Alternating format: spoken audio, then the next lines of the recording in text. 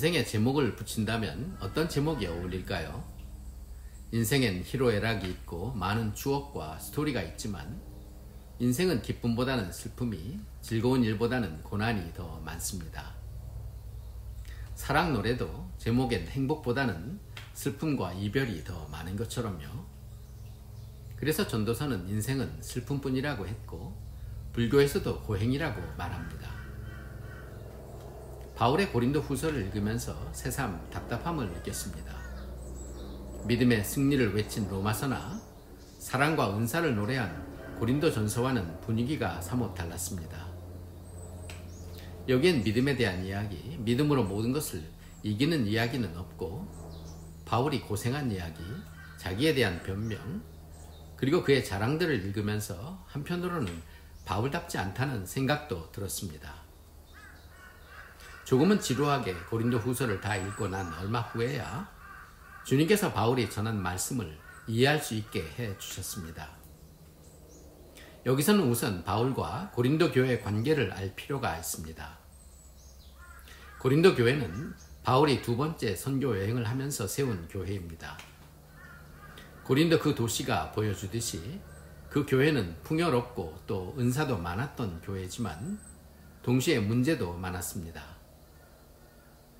바울은 3차 여행 중에 그 문제들을 전해 듣고 고린도 전서를 보내서 문제들을 바로잡기를 원했습니다. 그리고 다시 고린도 교회를 방문하지만 오히려 상처를 안고 돌아옵니다. 고린도 교회 성도들은 바울을 대면하고는 편지에서 본 그와는 다르게 느끼고 그를 탐탁지 않게 여깁니다.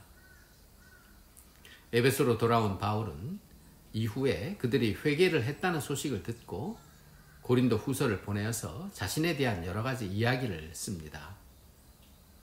자기의 사도직을 적극적으로 변호하고 그가 누구보다도 많은 고난을 받으며 또 누구보다도 주의 일에 힘쓴 것을 말하는데 그가 말하고 싶었던 것은 첫째는 그의 연약함, 그리고 둘째는 그 속에서도 물러설 수 없는 하나님의 일, 이 두 가지로 요약할 수 있습니다. 연약함과 사명, 이 두 가지는 어떤 관계가 있을까요?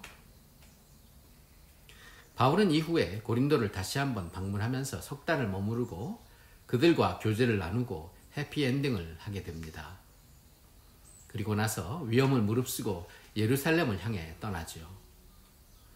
거기 가서 헌금을 전하고 로마로 갈 생각이었지만 생각대로 되지 않아서 2년 동안 지체하게 됩니다. 그 후에 결국 로마로 향하게 되면서 그의 마지막 사역을 그곳에서 마치게 됩니다. 바울은 능력 있는 하나님의 종인데 왜 그렇게 많은 고난을 당해야 했을까요? 그가 처음 회심할 때 교회를 핍박했던 그에게 나설 것을 망설였던 아나니아에게 주셨던 하나님의 말씀이 생각납니다. 그가 내 이름을 위하여 얼마나 고난을 받아야 할 것을 내가 그에게 보이리라고 하신 그 말씀대로 많은 고난이 있었지만 바울은 과연 꿋꿋하게 하나님께서 명하신 사역을 완수하고 결국 순교에 이릅니다. 바울은 이 모든 그의 고난의 여정에 하나님의 손길이 있음을 알았습니다. 하나님은 언제나 그의 삶 전체를 다스리시고 인도하고 계셨습니다. 그는 고난을 받으면서 동시에 하나님의 일을 감당하게 된 것입니다. 언제나 고난과 사역은 함께 진행되었습니다. 디모데에게 썼던 편지에도 너는 고난을 받으라는 말과 전심전력하라는 말을 함께 전했습니다. 바울은 로마 감옥에 있을 때 편지를 보내서 디모데를 오게 했고 디모데도 투옥됩니다.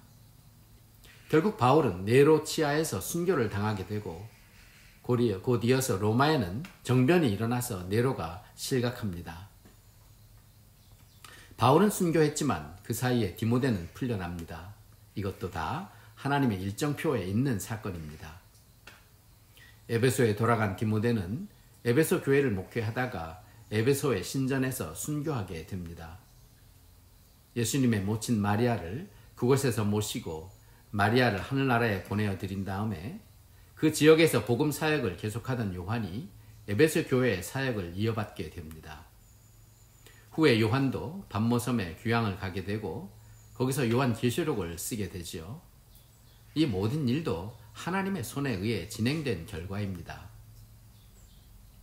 바울과 같은 믿음과 능력의 종이 왜 그런 고난을 꼭 받아야 했는지 우리는 하나님의 의중을 알 수 없지만 그에게 중요한 것은 그가 받은 고난이 아니라 그러면서 그가 감당한 사역입니다. 바울이 왜 고난의 순간마다 기도하지 않았겠습니까? 그러나 그는 그에게 주어진 고난을 감당하면서 그의 사역에 집중하였습니다. 다니엘은 사자굴에 들어갈 것을 알고도 그는 그가 해야 할 기도를 멈추지 않았습니다. 기도는 그가 해야 할 일이었습니다. 그가 받은 은총이나 그의 모든 사역은 다 기도를 하면서 이루어진 것이었습니다. 피할 수 있었던 고난이지만 그것이 기도하는 그의 사명에 영향을 끼치지 못했습니다. 그만큼 그의 사역은 목숨보다 어떤 고난보다 중요했습니다. 이분들이 당한 고난은 세상이 당하는 고난과는 달랐습니다. 위험하고 힘든 것은 같았지만 소망 없는 자가 당하는 고생과는 달라서 하나님의 아시고 또 주님의 다스림 안에 있는 고난이었습니다. 우리에게도 같은 고난이 있습니다. 믿습니다로 해결되면 좋겠지만 하나님의 생각이 다르시다면 주님의 뜻에 맡기면 됩니다. 우리가 어떤 때 믿음으로 모든 문제를 해결하지 못했다고 해서 거기에 문제가 있는 것은 아닙니다. 고난을 없이 하는 믿음도 있고 고난을 이기고 감당하는 믿음도 있습니다. 이 모든 일은 하나님께서 결정하시고 이루시는 일입니다. 하물며 나의 하루하루의 삶도 전적으로 하나님께서 주장하고 계시지 않겠습니까? 그 주님은 우리를 지켜주실 것입니다. 주님은 감당치 못할 것을 허락지 아니하시고 또 피할 길을 애써서 감당케 하신다고 했습니다. 주님께서는 어려워서 하실 수 없는 일은 없습니다. 이제는 바울이 옥에 갇히기도 하고 매도 수없이 맞고 여러 번 죽을 뻔하고 자지 못하고 춥고 헐벗었던 모든 일이 하나님께서 지켜주시고 인도해 주셨다는 말로 이해하게 되었습니다. 우리는 죽거나 망하지 않을 것입니다. 그것을 안다면 우리는 고난을 두려움으로 대하지 않고 담대하게 대할 수 있습니다. 그리고 그 담대함으로 오히려 주의 일에 전념할 수 있을 것입니다. 그러므로 중요한 것은 하나님이 원하시는 삶을 사는 겁니다. 그리고 바울처럼 나에게 그것이 무엇인지를 분명히 아는 것입니다. 나는 선교사도 목사도 아닌데 나의 사명은 무엇일까요? 나의 인생의 이 모든 고난을 의미 있게 만들고 보람이 되고 열매가 있게 하는 것은 그 사명이 무엇일까요? 그것은 사람마다 다르지만 그 각자 다른 모양으로 하나님을 섬기는 것입니다. 다니엘은 총리라는 세상 직업이 있었지만 그는 하나님의 사명을 위해서 살았습니다. 그가 어떻게 총리 일을 잘 했는지는 성경은 기록조차 하지 않고 있습니다. 그의 기도는 남은 시간에 하는 것이 아니라 우선순위의 가장 높은 곳에 있었습니다. 그리고 하나님은 다니엘에게 구약 최고의 예언을 주시면서 그를 사용하셨습니다. 만나는 사람에게 말 한마디 친절하게 건네는 것으로 그 사람은 위로를 받을 것입니다. 기회를 가진다면 예수님의 복음을 전할 수도 있습니다. 항상 주의 일에 준비된 사람이 되십시오. 주를 위해 산다는 것은 어쩌다 생기는 일이 아니라 또 어려운 일도 아닙니다. 그리고 중보기도의 사명은 누구에게나 있습니다. 바울은 우리가 모두 그리스도의 일꾼임을 말씀하고 있습니다. 그리고 일꾼은 각각 자기의 맡은 일이 있습니다. 우리의 일은 하나님을 믿고 하나님을 예배하고 또 말씀대로 순종하는 것입니다. 주신 은사를 사용해서 하나님과 이웃을 사랑하고 섬기는 일입니다. 매일매일의 일상에서 일어나는 일이지만 우리는 내가 하는 그 일에 특별한 의미를 부여하여도 좋을 것입니다. 내가 가진 재능과 소유와 은사는 주님께서 특별히 주신 것입니다. 그것이 내게 무엇인지 알고 계십니까? 남의 것을 부러워하지 말고 내가 가진 소중한 가치를 귀히 여겨야 합니다. 하나님이 주신 것을 사용하여 섬기는 것은 영광스러운 일입니다. 은사와 사명에 집중할수록 우리는 고난도 감당할 힘을 얻게 될 것입니다. 인생의 목적이 없고 꿈이 없다면 우리가 당하는 모든 일이 힘들게 될 것입니다. 목적이 없고 사명을 모른다면 우리는 세월을 낭비하고 살게 될 것입니다. 또 절제하지 못하거나 염려에 빠진다면 뜻을 이루지 못하게 될 것입니다. 사랑하는 사람이 없다면 어려운 일도 감당할 수가 없게 될 것입니다. 베드로 사도는 고난을 이상한 일 당하는 것 같이 여기지 말고 그리스도의 고난에 참여하는 것으로 즐거워하라고 하였습니다.